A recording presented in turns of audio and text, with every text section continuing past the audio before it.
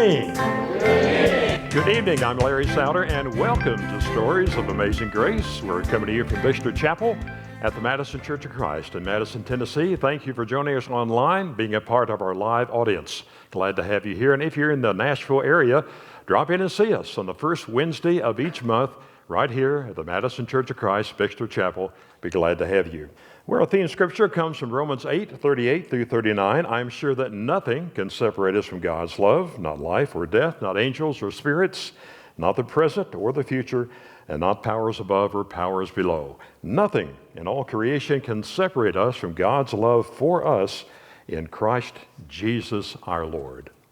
Our guest tonight is Jim Morris, and many of you know Jim Morris. He was a former elder here at the Madison Church of Christ. Others may recall Jim as a school teacher or a school principal or a school president.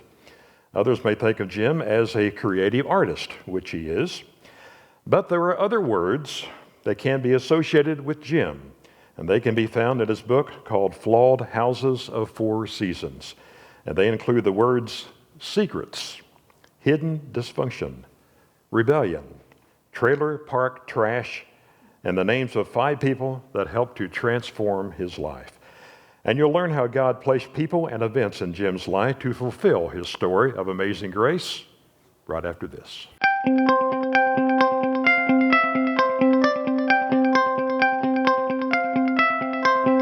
Through my 5 years on the streets, God was always there, or I wouldn't be sitting here tonight. One of my personal core foundational things in my heart is it's not what happens to you that matters. It's how you react to it that does. And I would encourage you, if any of you have loved ones, church members who have Alzheimer's, they find joy in the moment. They totally live in the moment. We don't do that. Inner city has impacted me because it's given a lot of my friends hope. When we go through the community, you can see the despair, the poverty, the angry, the running away from homes.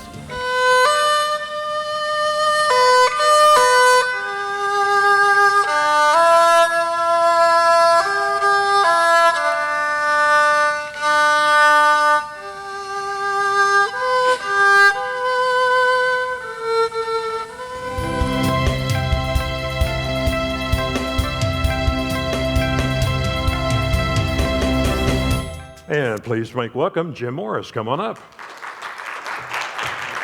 Thank you for being here. Have a seat. Well, let's start with the book. All right. Why did you write the book? Well, it didn't start out as a book. I started writing a history for my daughter.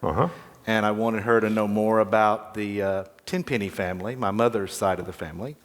And I just started putting that together and listing things that she might want to know one day, and she's not that familiar with that side of the family. And that's how it started. It had no intention of writing a book until some events occurred that unearthed some secrets and that I was surprised about, and started to investigate that. And as that unfolded, I started writing more about that as well, making connections to several things that I remembered as a child, things that I thought about that connected to that. And as I put that on paper, it just continued to grow. And so I started to make sections, and then it turned into chapters, and then I thought, I think this might be a book.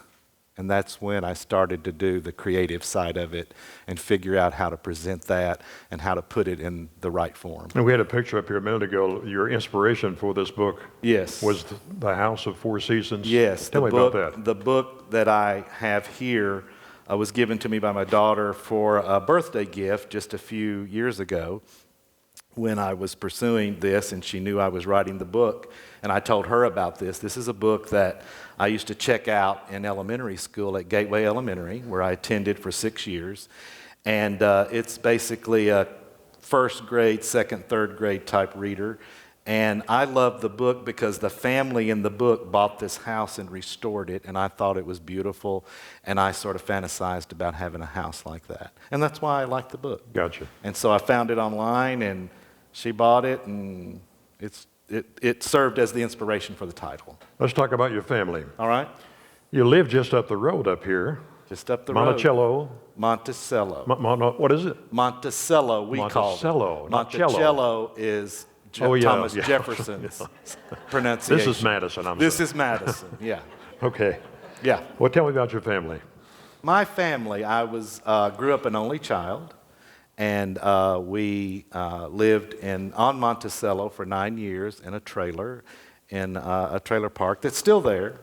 And that was primarily due to my father losing his job at Avco, and they lost the house that we had lived in for 1 year on Shepherd Hills Drive, which is just beyond that now in the Rivergate area. And it was a brick home, and we lived there 1 year. But I clearly remember when my parents broke the news to me that we were moving to a trailer, jumping up and down and happy and excited, because that just sounded like a fun thing. Mm-hmm. But I kind of didn't know what I was in for 9 years. And so we were confined to this small space, and my father, as a young child, would tell me, he said, this is one of the finest mobile homes ever made. And my mother would say things like that as well about different stuff. And I think that was their way of sort of covering and making it seem better. And that brand was Magnolia. Magnolia Mobile Homes. Is that true? What? That is a fine mobile home. The Magnolia brand. You know, I suppose it was. I don't know. I don't really know. But that's what I was told. Okay. Yeah, I was also told the washing machine in the tiny little bathroom was the finest washing machine ever made. So I think that was their way to, again, sort of cover and make things better than they were. Okay, let's see a picture of your mother here. Yeah, that's my mother. Her name is Velma Tenpenny Morris, of course, and that's her maiden name. This picture here was taken when she was about maybe 21, 22 years old. Mm-hmm. But what I always realized and knew, she has several photos like this as she aged up through 30, about the time she married my father, around 37. And I always wondered why, because it was not characteristic of her family, a very religious, very strict Southern Baptist family, and it just didn't match. And I've never seen photos like this of her sisters. And so let's see her sisters there. Yeah. These are her 4 sisters. She also had 6 brothers. And her 4 sisters, her oldest sister is Leoma. She's deceased. Aunt Laura, she's also deceased. And well, they're all deceased now. And then Etta, Aunt Etta, she lived in Ohio. And then my mother on the far side. And this was taken at a reunion in Murfreesboro at Bellwood Baptist. And we have a shot here of the wedding day. That's my parents in their wedding clothes that they wore on my wedding and married to Pam, marrying Pam. And that's also the clothes they were buried in. Wow. Because my father died a year and a half after this photo was taken. Really? And then my mother lived 26 more years. And then she passed, and we buried her in that dress as well. Well, you're a very artistic person. Yes. How was that expressed growing up? My artistic talents were expressed in many different ways. I had I lived a sort of a fantasy world and drew a lot. I enjoyed drawing. By choice or because you were suppressed? Both. Okay. Both. But that was a hobby. That was just a pastime that I spent a lot of time drawing. I drew at primarily my house or the trailer, and also at my grandparents in Madison. They lived just a little ways past the church this way. And I drew all the time and really enjoyed drawing amusement parks. Was fascinated by amusement parks for some reason, was drawn to that. The color? Color, the excitement, kind of wanted to pursue that as a career as a child, not understanding what that might entail, but was very just enthralled by all of that. And I drew it to great degree, very detailed, and learned how to make it look exactly like. And then my own perfectionism in that forced me to draw it that way, or I wasn't happy with it, tore it up, started over, and would do that numerous times. Yeah. How were you accepted in school with an artistic flair? Along the way, pretty much accepted in elementary school. My elementary school went through 6th grade. I remember the 6th grade teachers allowing me to do bulletin boards. I also did a mural on the board one time of a cave dweller. We were studying ancient cave dwellings or something like that. And I drew that along with another friend. And they just kind of raved over that. And so that was something that worked well for me. And you got in with the cheerleaders too? Well, that was in high school. Okay. And so that was not because I was the popular one. That was because I had an artistic talent they could use. And so when they discovered that, they asked me to paint their megaphones. And I had no clue what I was going to do or how I was going to do it. I just said yes because a cheerleader asked me. And kind of fell in love with her, but she didn't fall in love with me. And but I had an infatuation for her because she's asking me to be her artist, and so that was a very neat thing. So you wanted to pursue this artistic flair, and you went to a school to do that here in the Madison area, yes. right? After graduating, I had no intentions. Well, I had no plans to attend college. My parents never talked about that. Said we have no money to do that, and I just find you a good job, basically. And so this business college opened up in Madison with a fashion merchandising diploma that you could get. I didn't understand at the time, and in the book I refer to it as a scam college because I remember taking a test that I didn't know how to answer most of the questions, but they accepted me anyway. And then on top of that, the tuition had a huge interest rate attached to it, so that when you paid the money back, that's how they made their money. I see. And so I didn't understand any of that then. I was very naive.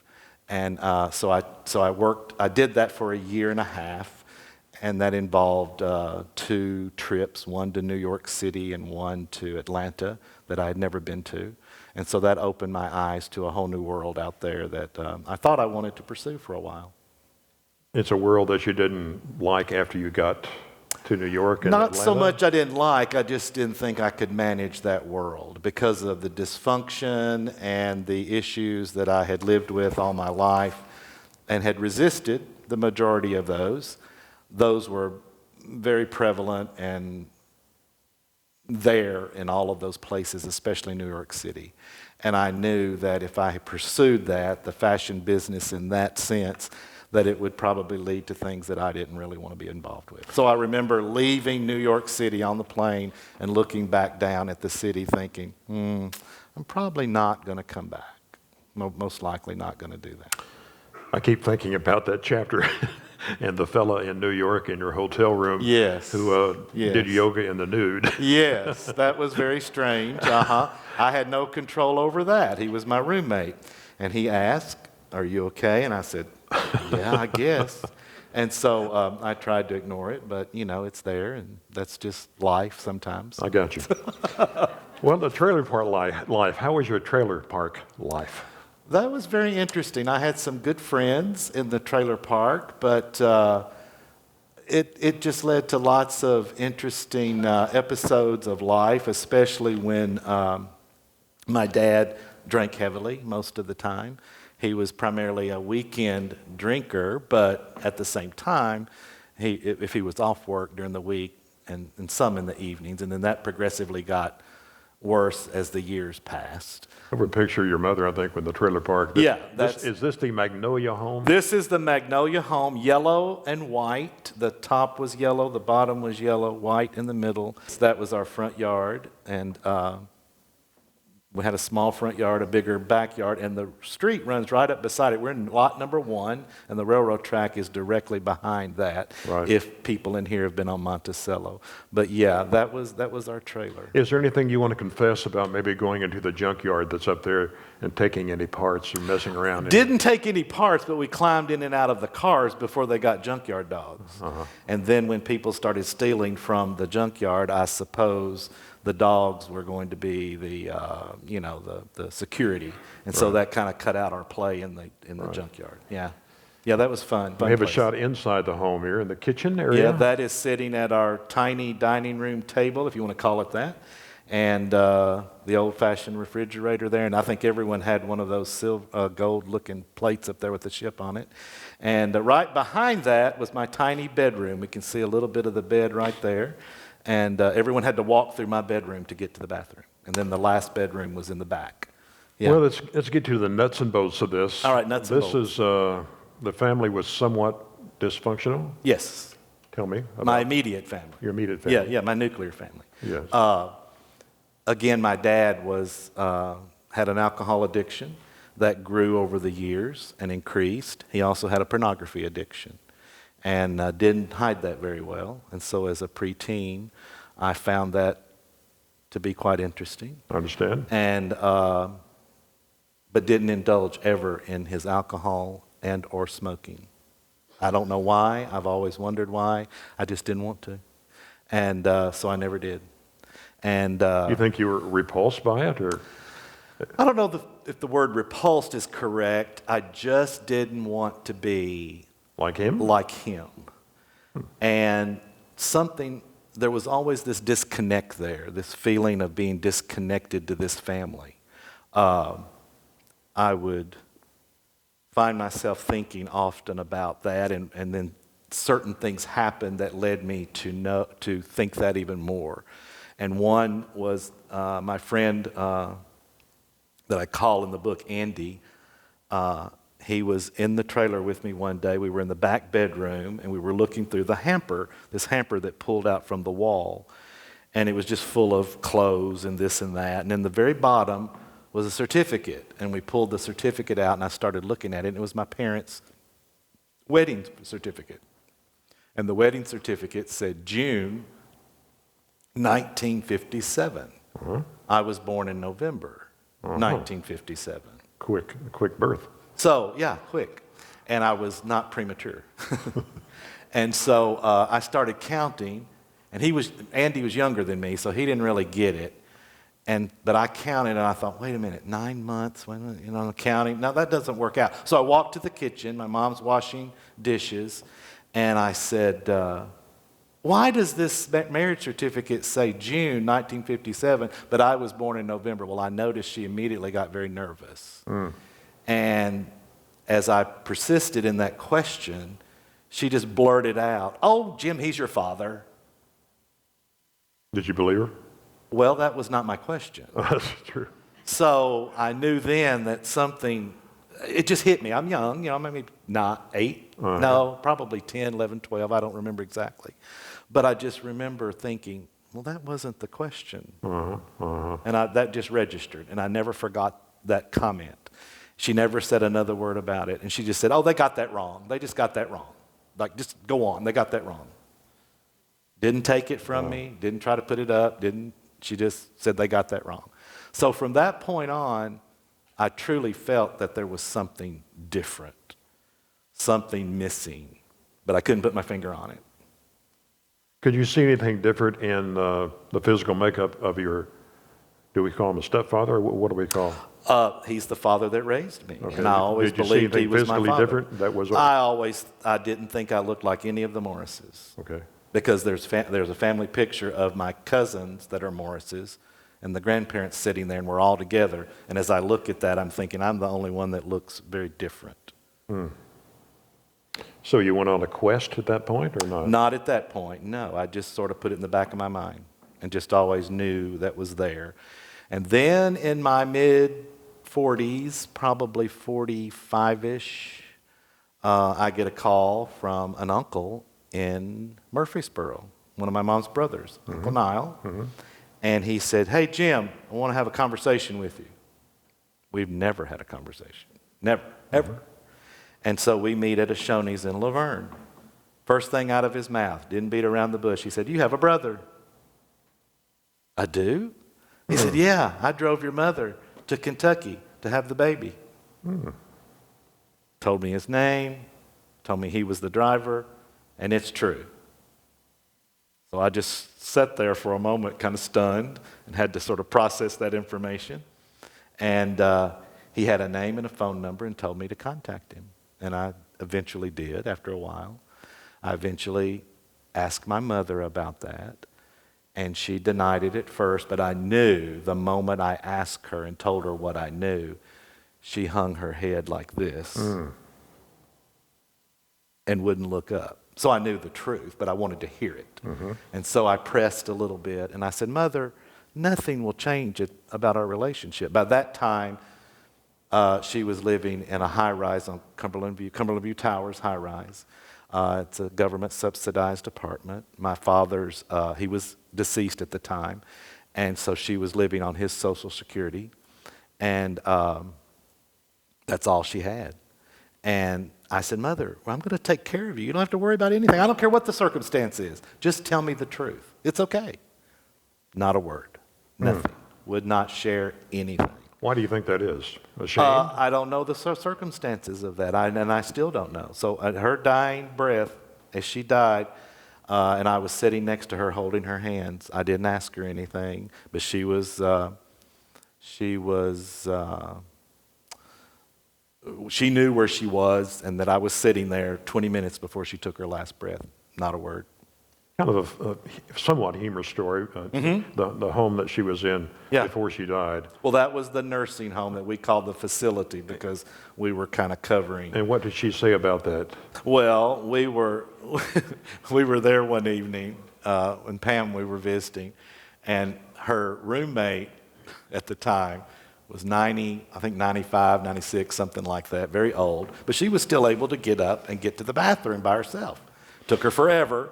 So we kind of watched this woman as she's navigating to the bathroom, and then all of a sudden we hear her sort of asking for help. And so she took a slow fall in the bathroom, not clomp, but just sort of went down real slow, didn't hurt herself. And she pulled whatever they pull or whatever, and the nurses came. Well, my mother's there in her bed, not able to walk because she refused to have any kind of therapy. And so she's laying there, and she leaned over and she said, that woman needs to be in a nursing home. And I said, Mother, you're exactly right. And I don't know if the joke's on me or not. I don't know if she ever knew. But she just had poor eyesight by that time. She just didn't quite understand where she was, but she did not have dementia or anything, so she was good in that way. But that's what she said, yeah. Share with me some of your other family members, your grandparents, and... My grandparents in Murfreesboro are O.C. and Vestal Tenpenny. That's my mom's parents, and they were very religious people. I loved going to their house because it brought a peace and a calm that I loved. Everything was clean, everything was just soft and cushy. Her front bedroom, I remember the sheets smelling so fresh, and because they washed them the old-fashioned way, and she had a machine that she wrung the clothes out and all that kind of stuff. And great cook, and he was a very quiet person, my grandfather, and he was hard of hearing as well and had poor eyesight. But my grandmother taught a Bible class at Bellwood Baptist Church and was just a delight. Now, they were not huggers because they had 32 grandchildren. They were not gift givers because they couldn't do that. But they lived on a small farm at the exact center of the state of Tennessee, that exact geographic center. So that was something I always enjoyed sharing with kids at school. And you had some grandparents closer by? Yes, I had grandparents right here in Madison, and that's William and Lucy Morris, and they lived on Maple Street, which is right down here where everybody will know where Maple Street is, a couple blocks south of the church. And I enjoyed going to their house as much as I did the one in Murfreesboro. I went to this house more, of course. But my grandmother, this grandmother, I called her Mama. She had an interesting trait. She had a very salty language. And I called her my cursing grandmother. But I loved her to death. Yeah, very funny lady too. Very hilarious. It was fun cursing. It was fun cursing. Yeah. She was funny. Yeah, very funny. And Spantown. Tell me about Spantown. Spantown. Oh my gosh, I love Spantown. That's outside of Nolensville, Tennessee, close to College Grove, and that's where my uncle and aunt lived. Uncle Bill and Laura. Span. That's my mother and Uncle Bill standing at the Spantown entrance road. And I suppose the area is named after his relatives. And a beautiful farm was there, and they lived in a house there along with his mother and father. But his father was deceased. I never met him. And we would go on weekends and stay the whole weekend sometimes. Leave on a Friday late and stay through Sunday. And some of the best food I've ever eaten in my life, because he was a great griller and loved to do things like that. And it was just a great respite away from trailer park life. And I loved going, because my cousin Bill was there, and he's 1 year younger than me, and my cousin Janice was there, and we would just play and romp all over the place. Place to get away from the home life. Yeah, pretty much. Yeah, that's what it. One other retreat, Kentucky Lake. Yeah, Kentucky Lake. We would go to Kentucky Lake with a couple of my parents met in the trailer park named Mr. and Miss Pig.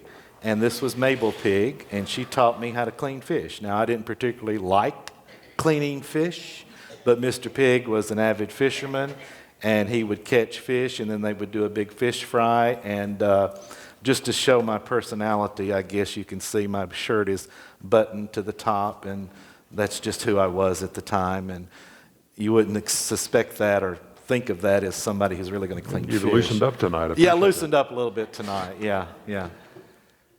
We have a picture of Pharaoh's tomb. Let's go back to the school a little bit here and the artistic flair. Yeah. Your learning style is different than most people, and I think it corresponds with me. I don't think you like, and a lot of people here like it, is filling in the blanks when a preacher preaches. Some people love that. No. I hate that. My wife loves that. She will write everything. Why do they like that? I don't know. She writes everything. In fact, if we're ever anywhere and someone's preaching and they give us something, I'd say, here, you do the notes, because I'm not going to do it. Yeah. How would you define your learning style? My learning style was the more creative learning style. If the teacher allowed me to do a project, then I was all in, and I would go all out for that project. One particular project was 6th grade with Rebecca Ramsey, one of my favorite teachers of all time. And she told us to do a book report, but this time not a written book report, create something. And she was very creative as well. So I created this, I took Play-Doh and made bird eggs, the shape of the different bird eggs that you have seen in an encyclopedia before. And I took that page and made the bird eggs and painted them and mounted those on a board and took those to school. And she just raved over that. And I remember that to this day. And that stuck with you? Yeah. Oh, absolutely stuck with me. And then she said, walk around and show everyone up close. And you did. Walked around and did that. So that's what I enjoyed the most. And I remember many projects throughout school that teachers allowed us to do. Not a lot, but the ones that did, those are the things that I liked the most. And what about Pharaoh? Well, that's the reason this was done at Neely's Bend Elementary.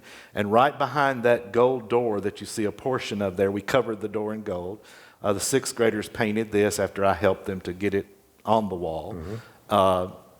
We were studying ancient Egypt, and I decided with the boiler room underneath Neely's Bend Elementary, we could make an Egyptian tomb, and the principal gave me permission to do that. It was my 3rd year of teaching, and it was a monumental project. It took a lot of work and a lot of time, but she allowed me to do an integrated curriculum, which would not happen today because of the strictness of the curriculum that's out there. But back then, in the 86, maybe 86, 87, we could do that. And so she said, go for it. So I created this integrated curriculum all around the study of Egypt, and we created this Egyptian tomb, and the steps that led down to this door, I believe, had the same number of steps that Howard Carter discovered that King Tut had. That's what the inspiration was. And one day I just saw those steps, and I walked down the steps and thought, let me find out what's behind that door. And when I went in, I thought, wow, that would be so cool. So the walls were covered in spray-painted cardboard with hieroglyphics. We spray-painted chairs. We bought, kids brought old jewelry from home that we made the ornamental jewelry for the tomb and for the Pharaoh, and we made a mummy. We had the whole bit, and then everybody had a part, and they participated in taking people on tours and guiding people through the thing. And to this day, I still have students from that class say, best learning experience they ever had. And that's heartwarming. That's a good feeling. Let's go back to your family in the trailer. Christmas Eve. Christmas Eve. Tell me about Christmas Eve. Christmas was not a fun time because that's when my dad was off work. And so he drank more. And on one particular Christmas Eve, I convinced them that I wanted to open one gift. And I kind of knew what was in the big box. And I opened the box, and it was the Green Ghost game. And I'm sitting there playing with it, and they went to bed. And I just wanted to get all the parts out and fix everything and get it all set up for the next day. And because I thought a friend might come over and we could play. And all of a sudden I hear what I had heard before, sort of an eruption in the back. And they were arguing, and my mom stormed through, kind of angry, and told me to go to bed. Well, then my father stormed through, and he was coming after her, and it ended in some domestic violence in the living room. I witnessed that on more than one occasion, and that was a very hard chapter to write. I call that chapter Darkness, and when I first wrote that chapter, I told my wife, I said, I can't edit this. I can't go back. I've got to leave it alone for a while. And you're thinking, I'm 60 years old. But that pain is still there, and that memory is still there. Because when you see your mother getting hit, and she's shamed by it, it's a hard thing to watch. And that's what was happening. Did you try to intervene? My intervention was just saying stop, and crying, and maybe yelling a time or two to stop, but that didn't stop it. I later learned that most of that abuse was, of course, brought on by his alcohol. But at the same time, I learned that probably guilt from his own infidelity. He would often blame her and say that she was cheating on him. There was no evidence of that. But I did find out later that, yes, he was. And I knew that for certain. So I knew later, as I got older, that most of his anger was actually his own guilt for what he felt, and he knew he was doing that was not the right thing to do. Back to the grandparents, your retreat from some of that, was that the retreat? Oh, absolutely. Absolutely. And how about in the neighborhood? Did you have a place to go when that happened? I did not have a place to go one night when dishes were broken and things were kind of crazy. I stormed out the door, went to my best friend's trailer and knocked and knocked and knocked. And I say that in the book. And no one ever came to the door. And I've told the friend that. And he felt very sad that he didn't come to the door, but he said, who knows, my parents might have said, don't answer the door. Or they looked out and saw me and said, don't answer the door. It was late. They were asleep. But I don't see how they couldn't have heard my knocks, because I banged on the door. And I was just seeking a hiding place. And so I walked around and then walked home, and they were sitting there. Everything was good when I got back home, because I think they thought they were about to be exposed. And back then, no one wanted anyone to know that. Today, we know a lot. Back then, it was all hidden. No one never talked about it at school, never mentioned it to any friends, nothing. Let me read something out of your book Sure. here on the chapter on motivation. Okay. Perfectionism fueled motivation to achieve something different than my parents. A naive, imagined world became the major player and the hopeful ticket out of forced dysfunction and poverty. Artistic enterprises protected me from reality while I waited to hear from Hollywood. It goes on to say, how much is providence? I believe every person, event, sorrow, and brief encounter shaped who I am. So you really believe that God had a plan for your life during that time? Absolutely. Now, I did not articulate that sentiment then, but now that I look back, I know that events played out and occurred at just the right time for me to experience. And I have to give credit to God for that, because I think that was God's way of showing me that there was hope, that there was something better coming. And I did what you just read, and you mentioned waiting for Hollywood. I would send my designs sometimes to places that I thought would see them, and I was naive enough to believe that, you get this call and they're going to say that, hey, we want you to come out here and do this for us. But that was just typical of someone in upper junior high or lower high school at the time. I didn't understand how that worked, but I did it, and it did fuel motivation. And I felt like my talents were worthy of something, and I wanted to use them in that way. But then God redirected me toward the teaching eventually, and I'm thankful for that because I've been very successful. You've been a teacher, Teacher, been an educator, educator, yeah, principal, and president, principal, and then president of a private Christian school. and also the school up the road up here. Absolutely. How that happened, I know why it happened.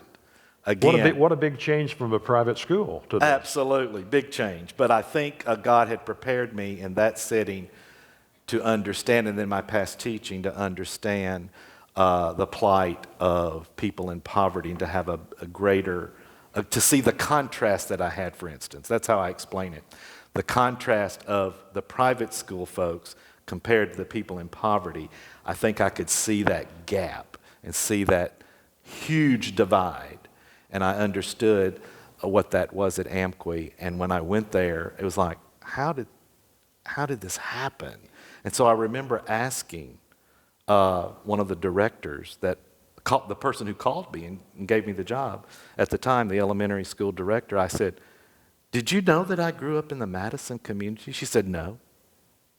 And then when Betsy Potts was assigned as my assistant principal that first year, I said, do you know that we knew each other for 30 years? That we've known each other for almost 30 years? No, didn't know that. That's God working. That's God working there, because we forged a fabulous relationship, and we didn't really see eye to eye prior to that. But then working together in the trenches.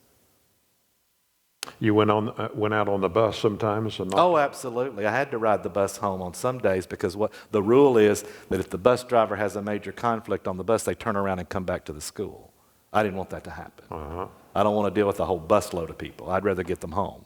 So I would get on the bus, and I remember sitting one day holding this guy like this who was trying to go out the window all the way home.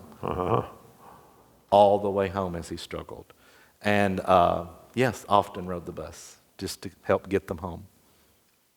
Your father died, your mother died, your father died, and you wrote a letter or yes, said some words to your father at the cemetery? Yes. One of the themes of the book is that, it's okay to seek counseling in the 6th decade. You want to read some of that? I would like to read a little bit of that. I'll read the last paragraph of the letter that the counselor suggested I write and read to the father that raised me. It says, I wish our relationship could have been different, more positive, more father-son togetherness. I wish we had more years to know one another, and I help you overcome addictions. I could have asked you all those questions regarding my paternity, but I thank you for doing the best you could do. Allow me to say it again. I forgive you for all the dysfunction caused by your addictions. May you rest in peace. And I stood over his grave and read that. My mother's buried next to him, and that's in the cemetery here in Madison, the Veterans Cemetery. And I remember walking away honestly feeling a different type of peace. And it was helpful to do that and to release that resentment that I had not thought about a lot, but I think it was there. And after going to counseling, after discovering other things that I did not know, then that was the suggestion made, and I followed that suggestion. Tell me about your brother and the differences between you and him And do you have a relationship with them now? Okay. My brother was raised in Belmead here in Nashville. So I was raised on the other side of the tracks, so to speak, literally. And I didn't know that, of course, at the time. And he was adopted immediately by a family that lived in Belmead, and that's where he grew up. So his dad was a district attorney at one time, and when we talked, he told me that he had he had gotten a degree in engineering, didn't really like it, and wanted to pursue the culinary arts. And when he said that, I said, "Oh, so you like to cook?" I said, "I like to cook too. I like the presentation side of it more, and he likes the cooking side of it." And so he pursued that career, and then he ended up owning some fine dining restaurants in New Orleans. Did that for 20, 25 years, sold those, moved back, and he never said that, he never used these words, but he said, because I said, "What do you do? What do you actually do now?" He said, "Well, I sign a lot of papers." And I said, "Okay." He said, "My law firm," I mean, who has a law firm? He says, "My law firm in Memphis, I go there and sign papers because I loan money to small businesses." Well, that's a venture capitalist. So I thought, wow, okay, I'm a school teacher, you know. But I'm a principal. I do make more money as a principal. So we had an interesting conversation. We've met once face to face. We've talked several times on the phone and texting back and forth, but we don't have an ongoing relationship. He lives now in, possibly has moved now to the Gulf, and they had a house they owned on the Gulf that I think they were going to remodel, he said, or either buy a new one. And he's semi-retired, finished up a project in Louisiana, and I think he was going to retire. But yeah, we grew up in the same city. He attended private Catholic schools, and I was in public school. And we may have crossed paths at some point. I don't know. I know you want to mention 5 people that Yeah. made a difference. We don't have a whole lot of time left, but can you That's give me good. a couple sentences on each one of those? I would love to mention those 5 people. Then the chapter called 5 People, that was a delight to write. I had a blast writing that because Rebecca Ramsey, my 6th grade teacher, one of the best teachers I ever had. I loved all of my teachers. So many of them were from here. And that was amazing too, that I was influenced by teachers from here. But Rebecca Ramsey was my 6th grade teacher, and I've had a chance to give her a book and to talk to her about it. Dr. Jim Mankin, one of the preachers here at Madison, was another great influence on my life. And when I first met him, the very first thing he said to me, he said, "2 gems were like precious stones." That's Jim Mankin. Some of you remember. And then Nyla Sherrill was a great influence on my life. She hired me to teach at the private school where she was principal, and I was under her leadership for 2 years before I left. And then Michael Jordan, also a member here at the time, he hired me for my first teaching job at Neely's Bend. And then we maintained a relationship for many years after that, and both of us ended up being principals in private Christian schools at the same time and had that camaraderie. And he's always been very supportive of my family. And then Ronnie Sarver, he was the president at the private school where I was hired as principal. And then he left, and then I stayed longer, and then eventually filled that role as president of that school. So Ronnie Sarver was the first one to give me a job as a principal and was very influential in that sense. So 5 people that all, and I say in the book, at just the right time, a pivotal moment in my life that made a difference. And I believe that's, again, God working. Let's take a look at this picture of you and your daughter. What's the importance of this? That is when she was probably 5 or 6 years old. And I kind of forced her to be a Tennessee fan, but she accepted it well. And we would go to ball games together and have a good time. And that's just us cheering the Vols on, kind of dressed alike there. Okay. And I want to say thank you for letting me do this. I've enjoyed it. I've enjoyed talking about it. Yep. Well, let me close by thanking you. Oh, you're Thank you welcome. for being here. Thank Appreciate you. it. Thank you very much. Thank you. Thank you. I want to close by repeating one of your book themes. Okay. All houses, church houses, schoolhouses, and my house are flawed when occupied by people. I guess in other words, we're all sinners. Absolutely. Without God's grace and love and his sacrifice, we would all be lost. And that's the good news. That's so true. The book is called Flawed Houses of Four Seasons. Pick up a copy on Amazon.com. Thank you for sharing your story. Thank you. And I encourage you to share your story with someone this week. And thank you for being a part of the Stories of Amazing Grace. Thank you for coming. Thank you, Jim. Thank you. Appreciate it.